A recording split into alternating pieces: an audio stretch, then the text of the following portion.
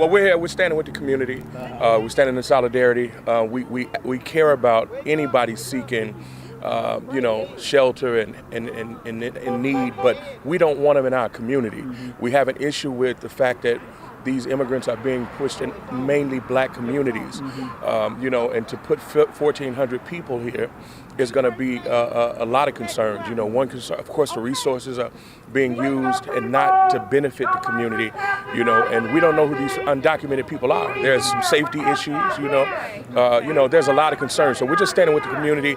We're just letting our voices be heard. We do not want to see this turn into an immigrant camp. It's going to be a lot of troubling concerns if that happens, and I believe it's going to happen. But we just want to stand and just say, hey, we don't agree with it, because this is something that concerns us, our safety, our community. We don't even have grocery stores here, but we got $129 million to put undocumented immigrants here on 115th Street. There's something wrong with that picture. But what about the fact that the mayor has the final decision on all of this? Yes. And he has a group of advisors that's out of touch with the concerns of the community. Not only our community, we got white community, black community, the Hispanic community, the Chinese community, all opposed to these migrants coming to their community, and they're tone deaf to it. Yeah.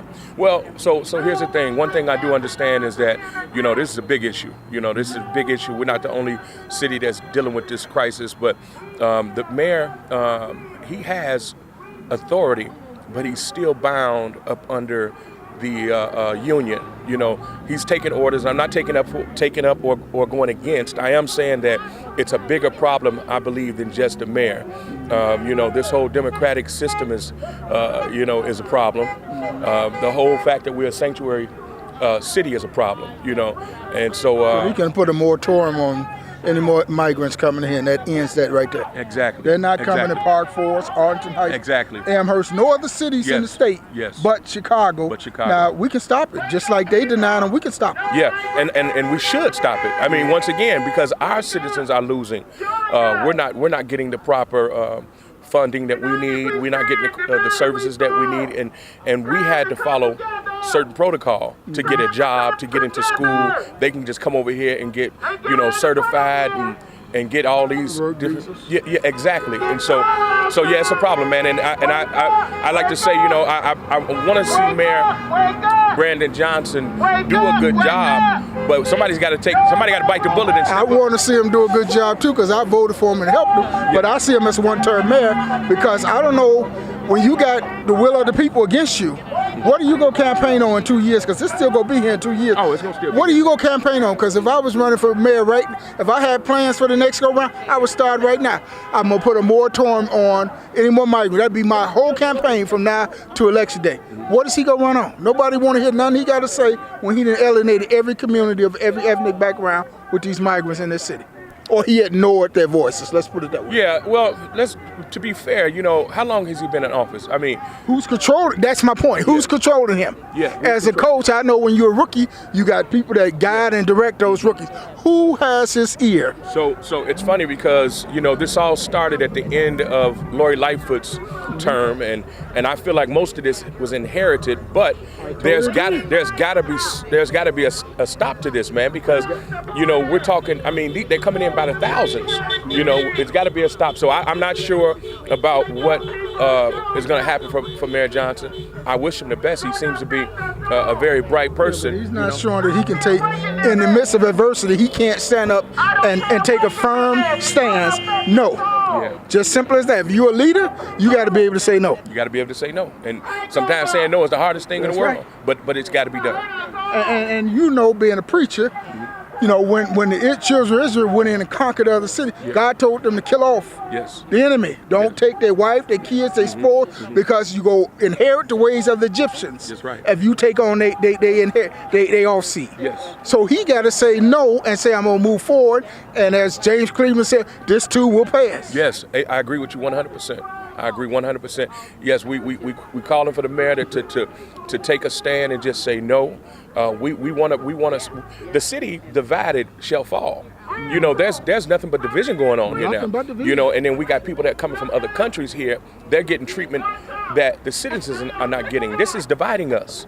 This because we got some people that are looking at the fact, well, everybody need help. We understand that, but we've never seen this happen before. Not this. Preacher, let me stop you for a second. We have spent, or the city council has voted, over $300 million of taxpayers' dollars thus far. Yes. $20 million a month to house these migrants. Wow. 17,000 migrants. There's 60,000 homeless people in this city. Yes. There's 10,000 Chicago public school students that are homeless, that we're not spending nowhere near that kind of money. And then they tell us that the shelters are overflowing with migrants right now. Yes. So what happened to all them homeless that was going to the shelters before they put the migrants? Nobody addressed that. No, nobody's addressing it. But now it raises the question: what are we really doing though? Because if we're spending $20 million, what'd you say, $20 million a month? $20 million a month. If we're spending $20 million a month on a group of undocumented people, what's the real play here? See, that's the question. That's the question we got to ask. What's really going on? Hidden hands. Yeah. Something else is happening, and it's not conspiracy because all it takes is just common sense to say, just follow the money. Exactly. Somebody got a $19 million contract to put these tents up in the community. Follow the money. Follow the money. Somebody got a $54 million contract to feed and provide for these migrants. Yes, sir. And most of them are out-of-state firms. Yes. Follow the money. Yes. Not only in Chicago, New York, and other cities. Yes. Money is being made. Yes, this is a new economy. Yes, it is. Yes, it is. It's been made. And I think the people that got the contract for this were kicked out of, were they kicked out of Texas? They were double Florida? dipping. Uh-huh. They were bringing the migrants into these cities. Uh-huh. At the same time, they were the company that was providing the tents for the migrants. So that's double dipping. That's double dipping. That means they well politically connected. Yes. And see, that's the bad part, man. See, but the people are getting lost in the politics. Yeah. You know, the community's getting lost in the politics. But we don't understand the politics. We don't understand the politics. We just see migrants. They don't understand. You go spend $300 million in Chicago alone. Yes. The house clothes. You go put tents here. Yes. Let's go provide 3 meals a day, bedding, clothing, security, schooling for these migrants. Yes. Out of taxpayers' dollars. When you got homeless, stand right down the street at Sheldon House, Sheldon Heights Church, at least 2 to 3 days a week for food. Yes. You go provide these people free food. Yes, exactly. Free food, free health care. Money. Free education. Money. Yes, money. It's money. It It's ain't money. about to us, it's the migrants. To those that their hands in it, it's about the money. Yes. Well, there's some things, man, that you can't sell.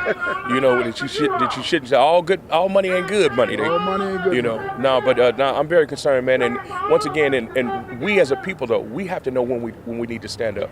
My church serves in this community, but I'm standing out here on behalf of this community, and the people in the community got to engage with us because when people are going forth and they're speaking on your behalf, we need all the support that we can get. You know, numbers say something. When people see numbers, they have to take a listen to what's going on.